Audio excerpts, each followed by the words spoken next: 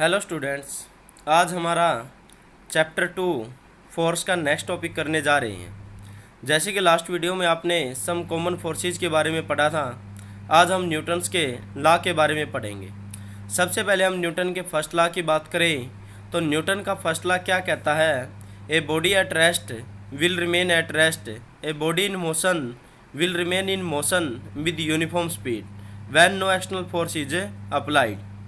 ये कहता है कि अगर हमारी कोई ऑब्जेक्ट या बॉडी रेस्ट में है तो वो कंटिन्यू क्या रहेगी? रेस्ट में।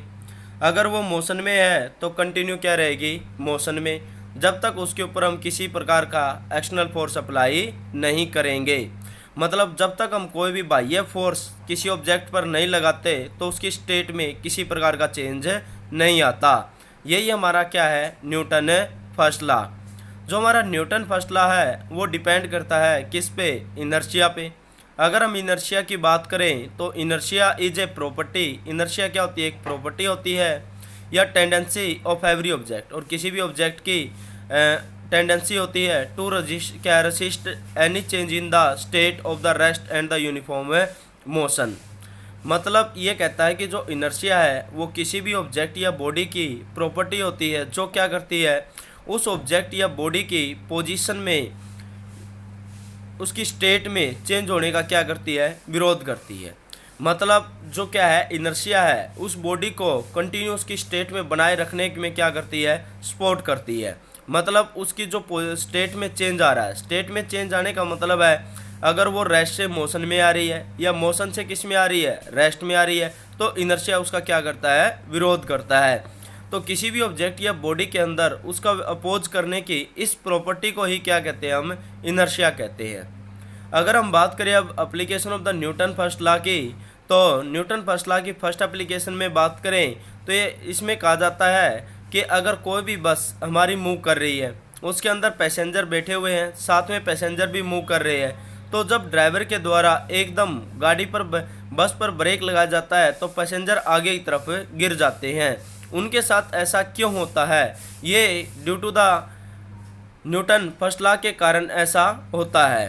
अब ऐसा क्यों होता है? जब हमारी बस मोशन करती है तो बस के साथ पैसेंजर भी कंटिन्यू क्या करते हैं? मोशन करते हैं। लेकिन जब बस के अंदर ब्रेक लगाए जाते हैं तो हमारी जो बॉडी है वो कंटिन्यू क्या चाहती है? मोशन में रहना चाहती है, जिसके कारण वो ब्रेक लगाने पर एकदम रेस्ट में नहीं आ पाती। वो कंटिन्यू क्या है? मोशन में रहना चाहती है। वो अपनी जो स्टेट थी उसको कंटिन्यू बनाए रखना चाहती है, जिसके कारण पैसेंजर क्या होता है?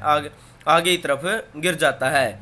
कई बार हमारी जो बस है वो क्या होती है? रेस्ट में होती है। जैसे ही बस को चलाया जाता है तो पैसेंजर पीछे की तरफ गिरता है। तो ऐसा भी क्यों होता है? जब बस को चलाया जाता है तो हमारी जब बस रेस्ट में होती है तो उस टाइम हमारी जो बॉडी है वो किस में होती है? रेस्ट में होती है। लेकिन जब बस को चलाया जाता है तो हमारी जो बॉडी है वो कंटिन्यू क्या रहना चाहती है? रेस्ट में रहना चाहती है। किसके कारण? न्यूटन फर्स्ट लॉ के कारण। मतलब वो अपनी स्टेट को चेंज नहीं करना चाहती। जो बॉडी है, जो ऑब्जेक्ट है, उसकी इनर्शिया प्रॉपर्टी के कारण कंटिन्यू वो अपनी सेम स्टेट में रहना चाहती है। लेकिन जब जैसे ही बस को स्टार्ट किया जाता है, बस मोशन में आती है, लेकिन बॉडी हमारी क्या रहना चाहती है? रेस्ट में रहना चाहती है, जिसके कारण जो पैसेंजर हो पीछे की तरफ गिरता है, पीछे की तरफ उसको झटका लगता है। तो इसी प्रकार आप एक कांच का गिलास लें, उसके ऊपर एक किसी भी कार्डबोर्ड को रखें और उसके ऊपर आप एक 5 रुपीज़ की कॉइन रखें। तो जैसे ही आप क्या करते हो? आप कार्ड को फ्लिप करते हो तो आपका जो कार्ड होता है वो नीचे से निकल जाता है और जो कॉइन है वो आपके गिलास में गिर जाती है। ऐसा क्यों होता है? क्योंकि जो हमारी कॉइन है वो क्या थी? रेस्ट में। लेकिन जैसे ही हमने नीचे से उसके बोर्ड को हटाया तो वो क्या जाती है? मोशन में। लेकिन वो अपनी स्टेट को बनाए रखना चाहती है, जिसके कारण वो क्या है? गिलास में जाकर वापस अपनी ओरिजिनल स्टेट को गेन कर लेती है। तो ये हमारी कुछ एप्लीकेशन थी किसकी? Newton first law of motion की। नेक्स्ट वीडियो में हम बात करेंगे किसके बारे में? न्यूटन सेकंड लॉ के बारे में। Okay students, thank you.